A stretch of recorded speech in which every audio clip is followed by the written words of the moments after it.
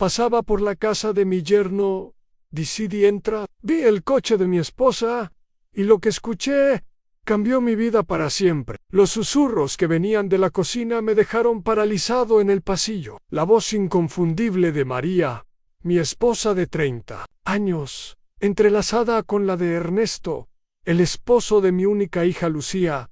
¿Estás segura de que no sospecha nada? Escuché que preguntaba Ernesto con un tono más íntimo de lo que jamás había usado conmigo. Roberto nunca se entera de nada, respondió María con una risa que no había escuchado dirigida hacia mí en años. Ha estado tan obsesionado con su negocio que ni siquiera notó cuando comencé a venir aquí durante el día. Mi mundo se tambaleó. Llevaba más de 20 años construyendo mi empresa de consultoría financiera, trabajando día y noche para asegurar el futuro de mi familia. Había confiado ciegamente en mi esposa, en mi yerno, en todos. María continuó hablando, y cada palabra era como un clavo enterrándose más profundo en mi pecho.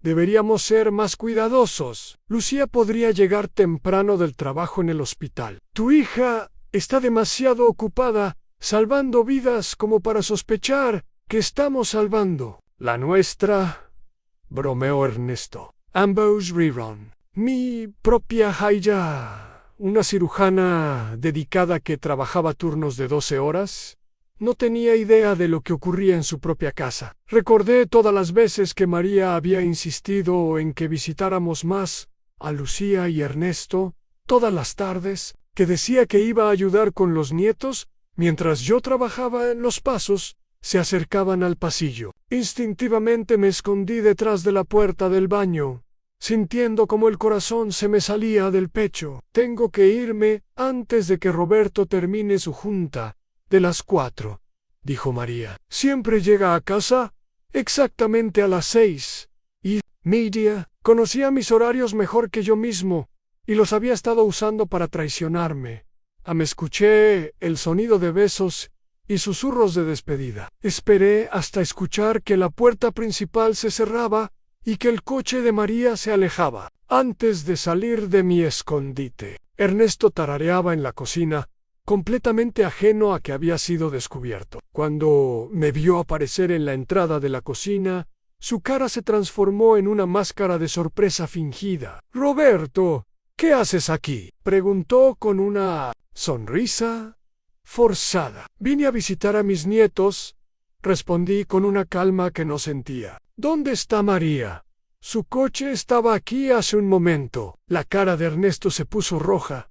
«Sí, pasó a dejar unos documentos de la Asociación de Padres de Familia del Colegio de los Niños». Era mentiroso, además de traidor. Nuestros nietos apenas tenían 3 y 5 años, demasiado pequeños para tener asociación de padres. Decidí no confrontarlo en ese momento. Necesitaba pensar, necesitaba un plan. «Bueno, salúdame a Lucía cuando llegue del hospital», dije con la voz más normal que pude conseguir.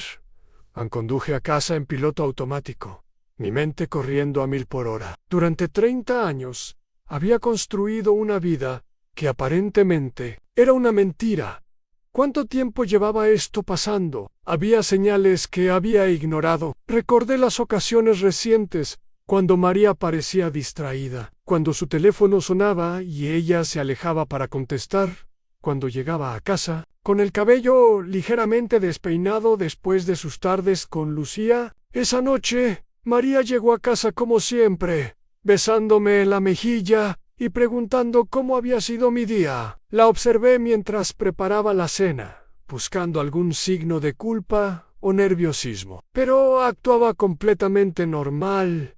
Incluso me contó anécdotas sobre su día con los nietos, inventando conversaciones que jamás habían ocurrido. Durante las siguientes semanas, viví en una pesadilla silenciosa. Cada beso de María se sentía como una puñalada. Cada sonrisa era un recordatorio de su traición. Comencé a prestar atención a detalles que antes pasaba por alto. Se habían vuelto más frecuentes en los últimos meses. Siempre tenía excusas perfectas en citas médicas, reuniones del club de lectura, trabajo voluntario en la iglesia decidí contratar a un investigador privado. Francisco Méndez tenía una reputación impecable y una discreción absoluta. Señor Roberto, me dijo durante nuestra primera reunión en su oficina del centro, he visto este patrón muchas veces. La negación es el primer obstáculo que debemos superar. Le mostré las fotos que había tomado secretamente de los mensajes de texto de María, donde coordinaba horarios con alguien identificado como E en su contacto. Necesito pruebas concretas, le expliqué. No puedo acusar a mi familia basándome solo en sospechas. Francisco asintió comprensivamente.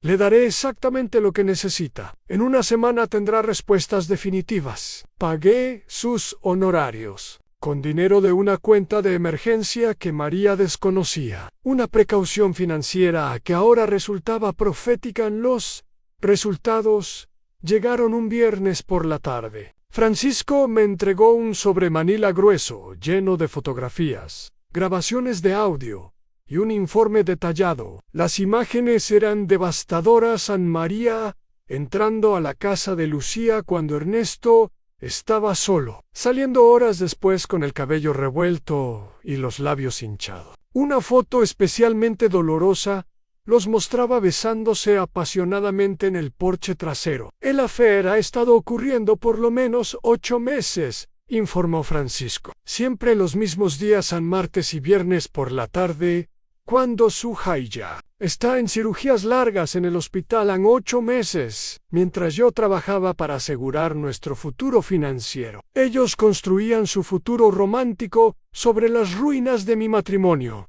Pero las revelaciones más devastadoras estaban en las grabaciones de audio. Francisco había logrado documentar varias conversaciones entre María y Ernesto, donde no solo discutían su relación, sino también planes para el futuro. Roberto está tan ciego que nunca se dará cuenta. Escuché que decía María en una grabación, y cuando finalmente sea hora de que Lucía sepa la verdad, ya estaremos establecidos en otro lugar. ¿Han hablado de divorcio?, pregunté, aunque la respuesta me daba terror. Francisco asintió gravemente. Hay evidencia de que su esposa ha estado consultando con un abogado matrimonialista. Al parecer, planea solicitar el divorcio una vez que encuentre la manera de ocultar algunos activos, mi empresa, mi casa, mis ahorros. Todo lo que había construido estaba siendo estratégicamente dividido sin mi conocimiento en las grabaciones. María y Ernesto discutían cómo maximizar la liquidación del divorcio. Habían investigado mis cuentas, mis propiedades, incluso mis planes de jubilación. El negocio de consultoría vale por lo menos 2 millones, decía María en una grabación. La mitad será mía por derecho. Con eso y la casa, tendré suficiente para empezar de nuevo contigo. La traición era sistemática y calculada. No era solo un affair emocional que había salido de control. Era un plan de destrucción financiera, orquestado por las 2 personas en quienes más confiaba. Esa noche, mientras María dormía pacíficamente a mi lado, probablemente soñando con su futuro con Ernesto, tomé la decisión que cambiaría todo. No confrontaría a María directamente. No revelaría mis cartas prematuramente. Si querían jugar un juego de estrategia y engaño, les enseñaría cómo lo jugaba un profesional de las finanzas con 30 años de experiencia en manejar crisis empresariales. El lunes por la mañana implementé la primera fase de mi contraofensiva. Llamé a mi contador y abogado corporativo para una reunión de emergencia. Necesito reestructurar completamente mis activos, les expliqué, mostrándoles las evidencias de el investigador. Quiero que todo esté blindado antes de que alguien pueda tocarlo. Mi abogado, Patricia Salinas, revisó las fotografías y grabaciones con expresión seria. Roberto, esto va más allá de un simple divorcio. Hay evidencia de conspiración para defraudar. Tu esposa está planeando un robo financiero Aunt Patricia tenía razón. María no solo me estaba siendo infiel, estaba planeando destruirme económicamente. Trabajamos durante días para proteger mis activos. Transferí la propiedad de mi empresa a un fideicomiso familiar. Cambié las cuentas bancarias a instituciones donde María no tenía acceso y moví mis inversiones a portfolios que solo yo podía controlar. Cada movimiento financiero estaba respaldado por documentación legal impecable. Mientras tanto, continué actuando como el esposo ingenuo que María creía que era. Le llevaba flores, le preguntaba sobre su día, incluso sugerí que planificáramos unas vacaciones para nuestro Anapaz. Ella aceptaba mis gestos con sonrisas falsas, probablemente pensando que fácil sería manipular al hombre que consideraba un idiota. El miércoles recibí información devastadora. Francisco había descubierto que Ernesto también estaba engañando a Lucía de otras maneras. Había estado desviando dinero de la cuenta conjunta que compartía con mi hija para financiar sus escapadas con María. Su yerno ha gastado más de $20,000 en hoteles, restaurantes y regalos para su esposa, informó Francisco a mi hija, que trabajaba agotadoras horas salvando vidas en quirófano.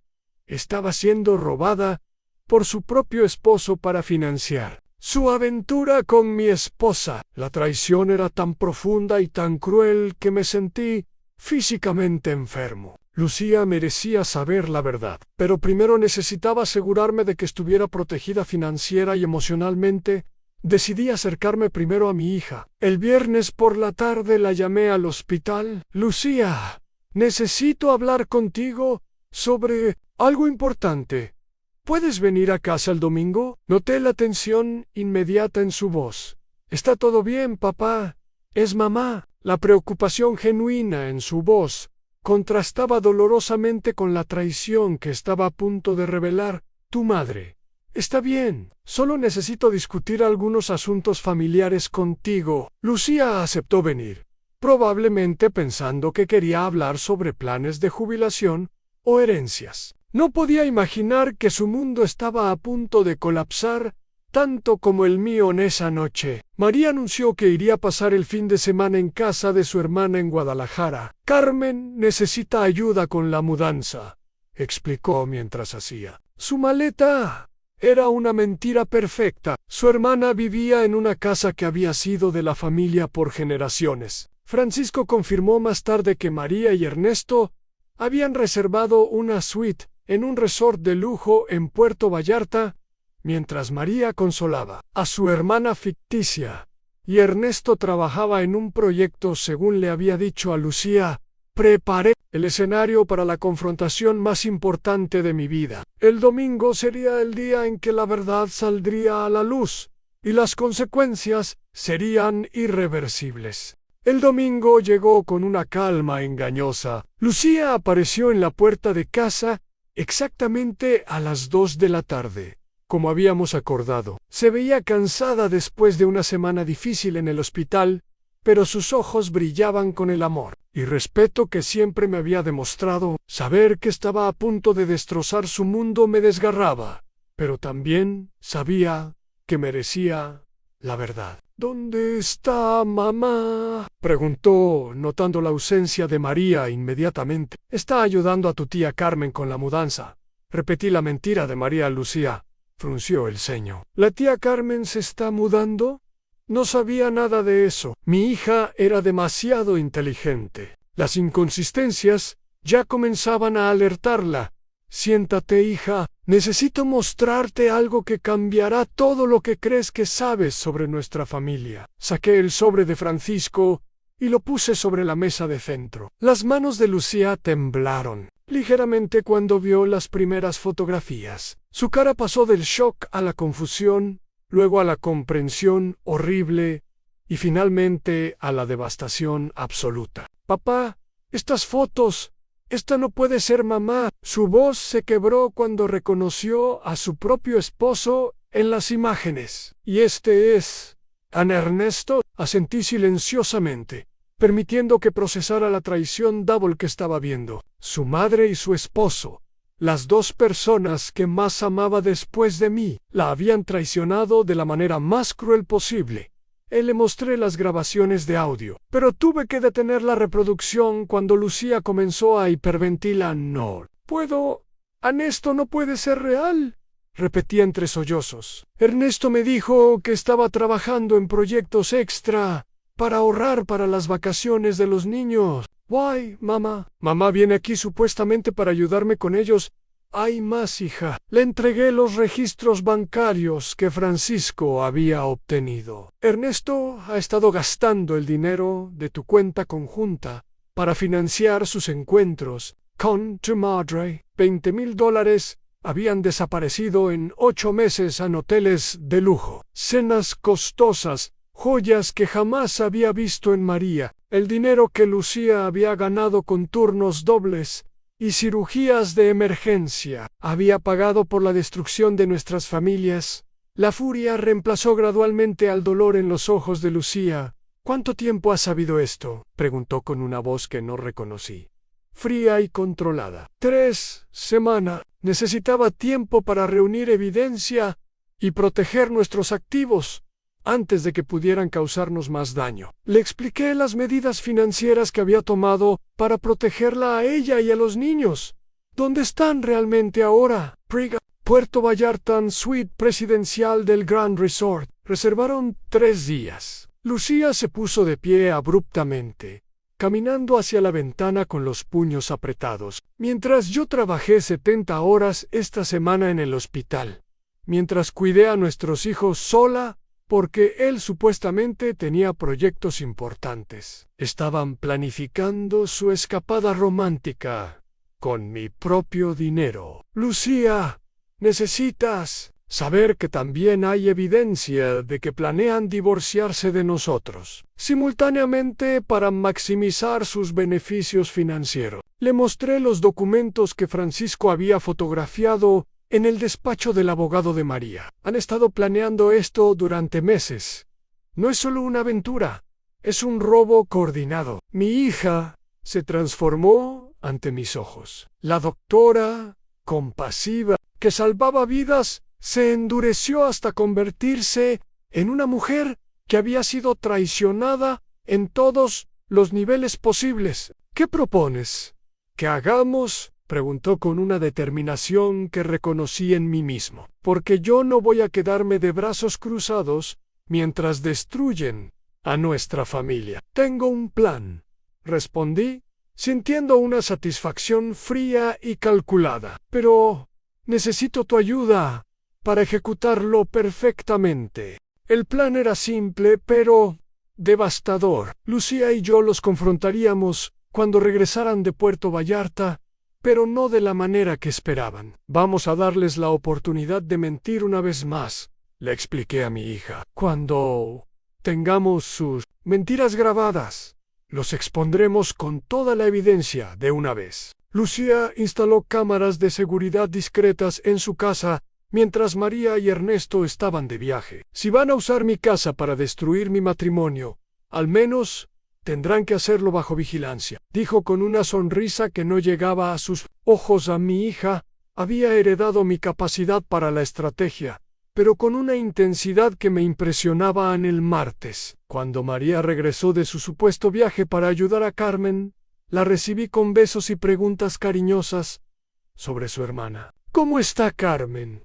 La mudanza fue muy complicada, pregunté mientras internamente grababa cada mentira que salía de su boca. Fue agotador, respondió María con una actuación digna de un Oscar. Carmen tenía tantas cosas acumuladas. Tardamos horas en empacar todo. Esa misma noche Lucía cenó con Ernesto como si nada hubiera pasado. Él le contó historias elaboradas sobre el proyecto especial que había estado manejando durante el fin de semana. Fue muy intenso, amor, pero creo que tendremos excelentes resultados financieros, le dijo, mientras servía vino que había comprado con el dinero de ella para celebrar su aventura con mi esposa en el viernes siguiente.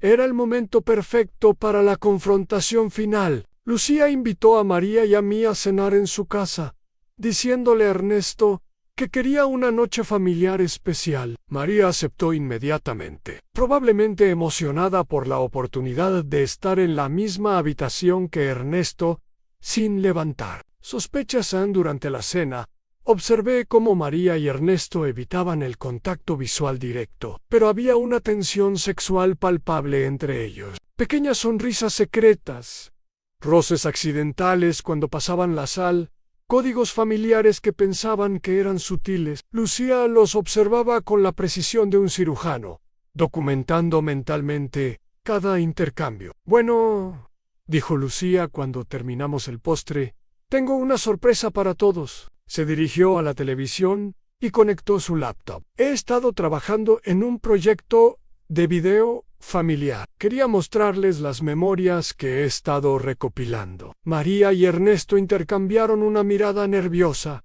pero sonrieron educadamente. Pantalla se llenó con imágenes de nuestra familia a través de los años: bodas, cumpleaños, vacaciones, graduaciones, momentos genuinos de felicidad que ahora se sentían como una burla cruel. «Estas son las memorias reales de nuestra familia», narró Lucía con voz controlada. «Pero también tengo algunas memorias más recientes que me gustaría compartir». La pantalla cambió abruptamente para mostrar las fotografías del investigador privado. María se puso blanca como papel. Ernesto dejó caer su copa de vino, que se estrelló contra el suelo de cerámica. El silencio que siguió fue tan denso que podía cortarse con cuchillo. «Supongo que estas también son memorias familiares», continuó Lucía con una calma que helaba la sangre. «La diferencia es que estas son memorias que no esperaban compartir con nosotros». María intentó levantarse de la silla,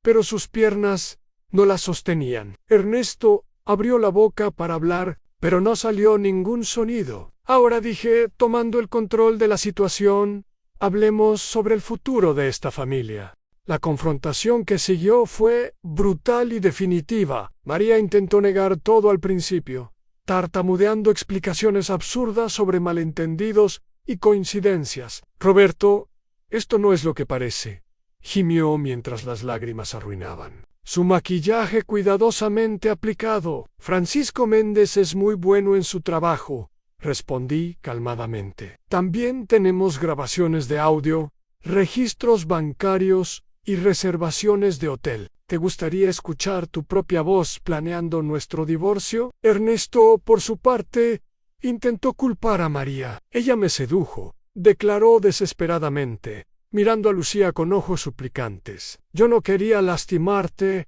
porro. Ella hizo muy...»